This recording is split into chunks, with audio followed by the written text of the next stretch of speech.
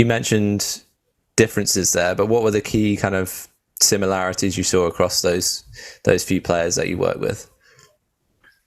The competitiveness, their athleticism, from a young age, and I would say Nishioka was, he was always overlooked, which I never saw it, and the coaches who were most close to him, working with him, he was always, if you want to call it, over, exceeding the expectations that agents or sponsors might have. They were like, he's too short. And I was like, but he is beating all of these players and he's fighting his butt off, and he's only going to improve, And yes, there might be some limitations, but if he keeps working at it, he's going to be this tough out all the time. And he's proved it and then some.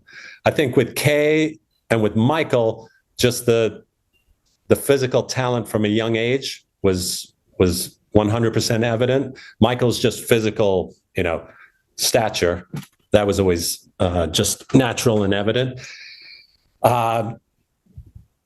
They hated losing. I think Kei was just, he's kind of special. And I don't know, I can't tell you what it is, but for the 3 years I was with him, there was only one match that he slightly gave up on. And, and he didn't give up, but you could just see he didn't, every single match he played, even if he was going to lose, it was every single point was, you know what I mean? He was almost desperate for the match not to end. Like you could just see, he just didn't want it to end. Just give me one more chance to figure out how to win this match.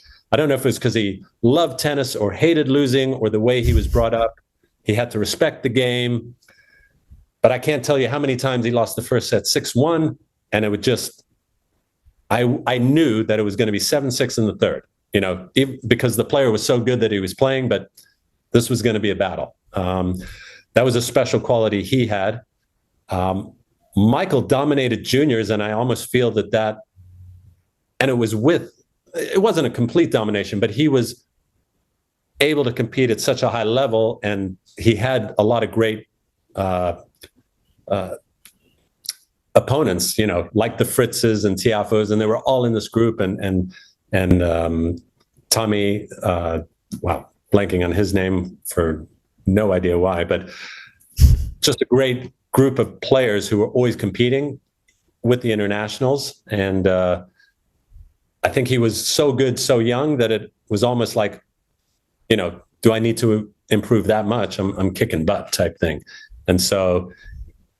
And he's had injuries that have kind of slowed him a little bit with his progress to kind of getting up there as quick as the other guys did.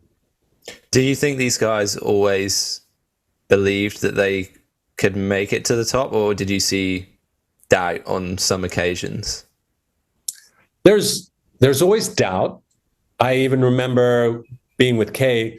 Kei's another person who had, he would have had an unbelievable, I think he's one of the most talented players who's done so well because he's been injured every single year of his career. And not like 1 week injuries, they're like 3-month injuries. So what he's done, I think, unfortunately, and I say this as a compliment, I think he's an unbelievable player who, if he was healthier longer, would have,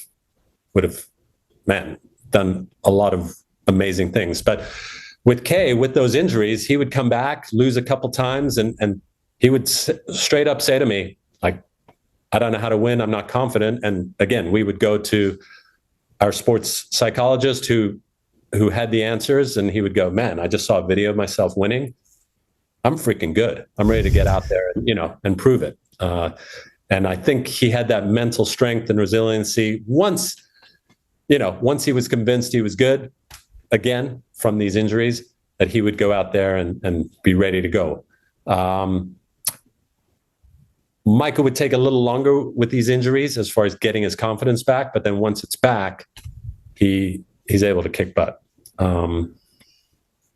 So just, like I said, so doubt is always there. I think, and this is not me saying this, so I don't think, a very good pro I know who's extremely intelligent kind of said those years of 20 to 23 or 18 to 23, when you're figuring out who you are as a player and trying to make these jumps, those are the important years of where you get your belief, when you make your jumps, because it kind of works in a double way. One, if you're not winning, you're losing a bit of confidence. And then two, your opponents are seeing you're not winning and they're thinking they can beat you, and then they're making jumps. And if they've made a jump and you're at this ranking and they're at that ranking, they're kind of believing that they're ahead of you, type thing. So belief is a fragile thing, and it's an important thing, and you're going to need to bust your butt and really have the mindset of, how do I learn from this and improve from this, and find that belief and make it and keep it consistent. Hey there, tennis friends. Thanks so much for tuning in. If you enjoyed that episode, then you might want to click here for this one. See you there.